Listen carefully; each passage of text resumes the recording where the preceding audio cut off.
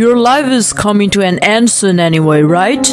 Get the hell out of this house and go to a hospice or something. This is our house now. My husband looks like a demon. Yes, it is. We're going to live here for you, so be thankful. A sick person has a dedicated place, right? So is his adulteress. If I were a really sick person, I might have jumped on both of them right then and there. Listen to me carefully. This is hell waiting for you guys. Can't you cook better food? One day, Mark, my husband, suddenly complained about the food. We were about to turn 60 and had been married for 30 years. I thought we had gotten along reasonably well. I couldn't believe that he could complain about such a thing now. How long have you been a housewife? Did you make this soup from the stock? There are good ready-made stocks conveniently available these days. I don't think the taste is all that different. What kind of housewife would do that? What's that?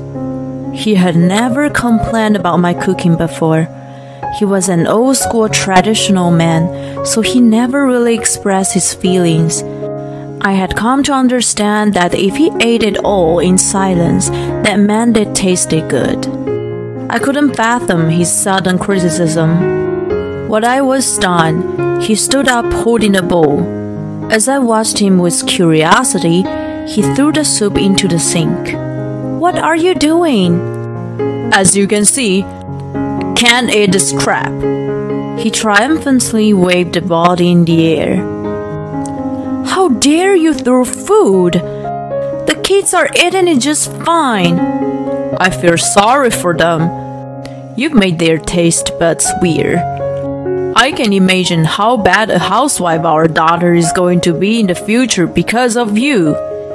Oh my God, what is wrong with you? You're not the kind of person to say such horrible things. I've always been like this. I've been putting up with you for the past 30 years, but now that I'm turning 60, I'm realizing what the point is. I should enjoy the rest of my life more, so I'm going to do what I want. What are you talking about? After saying what he wanted to say, he walked out of the house. My children and I were stunned. He did not come home that night. Since then, he only uttered the words, shower, dinner, and bed to me. No matter what I said, he either ignored me or replied coldly. I couldn't get a proper conversation going. If I pressed him, he would be like, shut up, don't tell me what to do. You should just shut up and be an obedient housewife. And quit your meaningless job too. He yelled and grimaced at me. Seeing the devilish expression on his face, I was horrified by the change in him. He used to be mild-mannered. What had happened to him? My question was easily answered one day. It happened really out of the blue. One weekend when Mark was away on a business trip, I had a visitor. The doorbell rang repeatedly, and when I answered it to see what was going on, it was a strange middle-aged woman. A young man was accompanying her. Who are you? You must be Mark's wife. You're the bitch who's torturing him. Excuse me? She must be an acquaintance of Mark, but I had never met her before. Why was I called a vulgar name by the stranger? I was searching for the right words when a woman, who must have been younger than me, said, I'm dating your husband. What? I gasped at the unexpected declaration. He wants to be with me as soon as possible, but he says he can't get a divorce from you. You're a burden to him, so get the hell out of this life. Listen carefully. Pay him alimony and get out of this house. My son and I are moving in with him. Leave now, you bitch. That's right. Get out. The man, who's supposedly her son, shouted in unison. While I was in shock, the two of them walked away. What the hell just happened? I murmured to myself. When I calmed down, it was easy to comprehend the whole situation. Oh, so that's what's been going on. The reason for Mark's sudden change was the woman. Cheating, huh? It might have been too early to call it a love in the golden age, but I guessed it was something like that. I remember that he had been taking much care of his style. Judging from his behavior, he must have been very much into her. I wonder if he was planning to divorce me sooner or later. I didn't notice any indication from him, but maybe he was thinking about it. I decided to seriously consider the possibility of the end of our marriage. I contemplated whether I should mention the visit or keep it on the wraps and gather evidence of the affair.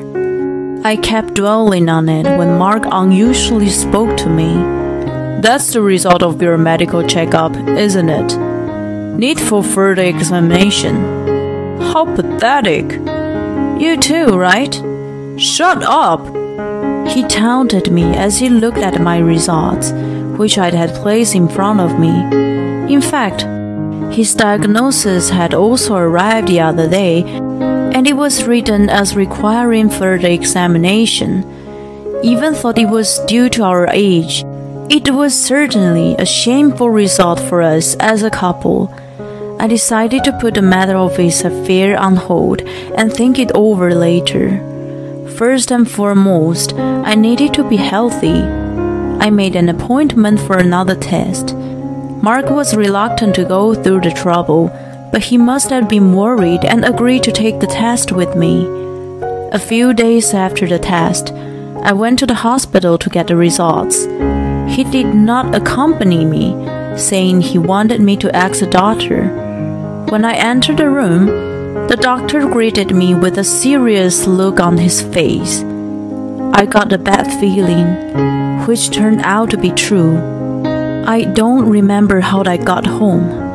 I just remember the past years with Mark flashing in front of me. My love for him had cooled off, but I still have some affection for him. The unexpected situation brought tears to my eyes without my knowing it. How could I explain it to him and our children? I racked my brain, but I could not come up with a good idea. Mark came home late at night when I was sitting idle in the living room. I wondered if he had been with his adulteress again. He ignored me as usual, but I had to tell him. Honey, I have something important to tell you. He must have sensed the seriousness in my voice.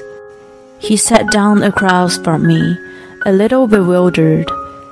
I was at a loss as how to start the conversation, and he spoke up first.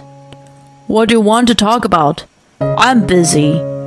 Do you want a divorce? As long as you pay me alimony, I'll divorce you in a heartbeat. I'm sorry? You already know, don't you? I'm cheating on you. Yes, I'm crazy about her. She's young, beautiful, and a great cook. Her son is a very nice young man too, and he calls me dad. I really regret marrying you. I should have gone for a more beautiful, good-natured, and modest woman who would have respected me. He went on and on. Well, pardon me for not looking good and being a crass woman who disrespects you. You know yourself well. Oh, come on. There was not the part where he should have been impressed. I wanted to smack him. I'm not thinking about divorce. Ugh. Then what's it about? At least, not yet. I have something more important to tell you. The doctor said it's really bad, like half a year to live bad. What? His jaw dropped. Listen to me calmly. The results of the tests are quite alarming. 6 months to live means that if it's left untreated, the doctors say that with life-prolonging treatment, it could be a few more years. Seriously? That's hilarious! I could not continue with more details because he started laughing hard. He must have gone crazy from the shock. 6 months to live. Who could blame him? I couldn't believe it either. Even if there are no symptoms now, they will start to appear one after another. It needs to be treated sooner than later. That's enough talking. I understand what you want to say. I don't care about the treatment, and I'm not going to pay for it. Hey! I was shocked to hear him say such a careless thing. He was still smiling. I guess you were going to say we should spend some quality time together for our last memory, weren't you?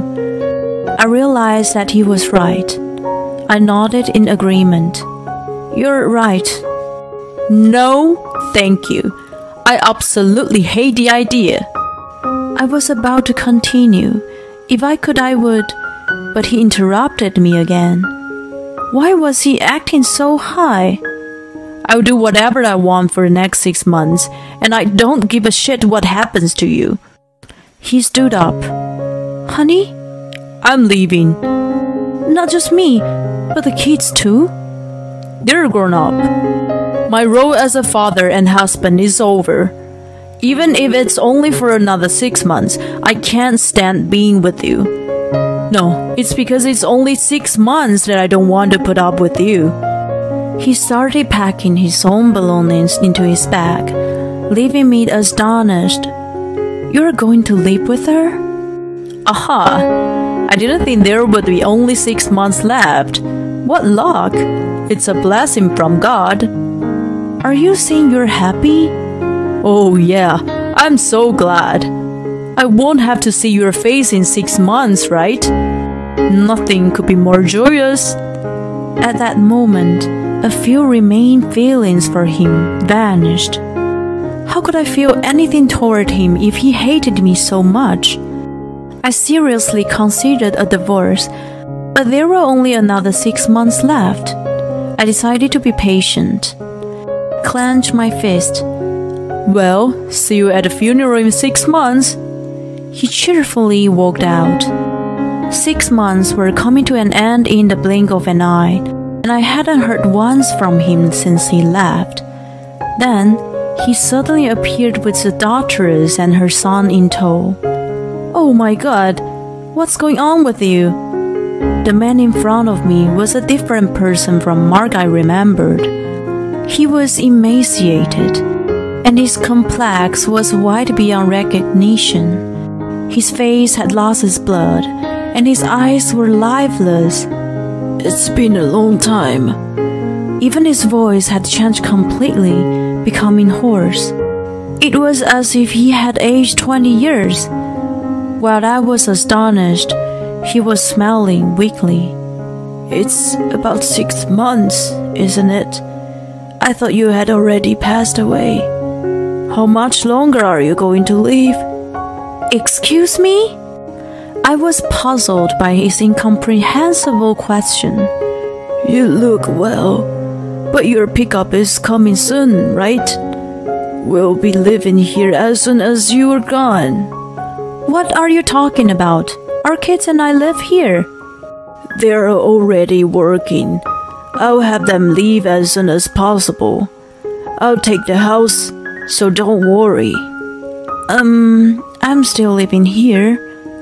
At that moment, you know what? The adulterous son pushed Mark aside and stepped forward. Your life will be over soon. It doesn't matter when you moved out, does it? Get the hell out of here and move into a hospice. This is our house now. The adulteress followed suit. That's right. Our apartment contract has already been terminated.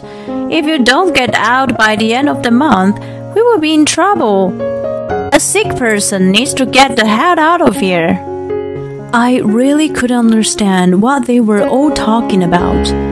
At that moment, Mark raised his bony arm and pointed at me. By the way, you look quite well. It's been 6 months since then. Why are you so glowing? I've been feeling sick all of a sudden lately, and I don't have much of an appetite. I finally understood everything. He had been completely mistaken. Oh, my lord. Like the last piece of jigsaw puzzle falling into place, it fell into my mind with a thud. I couldn't contain myself and burst out laughing. What are you talking about? I'm healthy, of course. I'm glowing. The 3 people in front of me were surprised at my reaction. They must have thought I was bluffy and started talking as freely as they wanted. That's good for you. You're getting close to the end. You're losing your mind, aren't you? That's so true. I don't like very sick people. They become crazy. Get the hell out of here now. Hey, Mom. I want the biggest room upstairs. That's fine. By the way, how much savings does she have? Kids are already working and earning money. She was working too, so I think she has a lot. So, can we take a trip every month? Yes, we can. They were getting excited, ignoring me. They selfishly misinterpreted the situation and spoke whatever they wished. They needed to listen to me carefully. I was about to send them to hell. I confronted them with the truth. I'm sorry, but I don't think you guys will ever travel together. What the hell are you talking about? You've made a will so that the kids will get everything, haven't you? That's too bad. We're still married. I have the right to claim my share of the estate. I'll take those words right back at you. I'm not the one who's dying. You're the one with 6 months to live. Huh? That was 6 months ago. You don't have much time left now. What do you mean? A bombshell out of the blue described exactly the situation for him.